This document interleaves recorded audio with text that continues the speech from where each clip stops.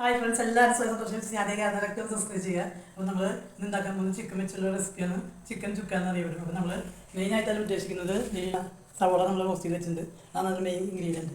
ഇനി നമ്മൾ ചിക്കൻ ഇവിടെ കഴുകി വൃത്തിയാക്കി വെച്ചിട്ടുണ്ട്. അതിലൊരു സ്പൂൺ തൈര് വയ്ക്കുക, കുറച്ച് ഉപ്പിട്ട് വെച്ചിട്ടുണ്ട്, കുറച്ച് മഞ്ഞൾപ്പൊടി കൂടി ഇട്ടിട്ട് നന്നായിട്ടൊന്ന് തിരുമ്പി അരമണിക്കൂർ റെസ്റ്റ് ചെയ്ത് വയ്ക്കുക.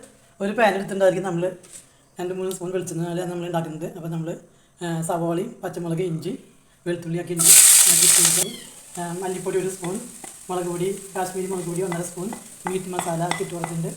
തക്കാളിക്ക് നമ്മൾ ചെറുതായി അരിഞ്ഞ് വെച്ചിട്ടുണ്ട്. കറിവേപ്പില ഇട്ട് കൊടുത്തിട്ട് ഒരു തക്കാളിക്ക് നന്നായി വരുന്നത്. അപ്പോൾ നമ്മളിനി ചിക്കൻ നമ്മൾ ഇട്ട് കൊടുക്കുക. ഇതൊരു 10 മിനിറ്റ് നേരം നന്നായിട്ടൊന്ന് അതിൽ മസാലയൊക്കെ പിടിക്കാൻ വേണ്ടി ഒന്ന് പെരുംജീരകവും കുരുമുളക് പൊടി നമ്മൾ ഒന്ന് ചൂടാക്കിയിട്ട് പൊടിച്ചത് ചേർത്ത് കൊടുക്കാം.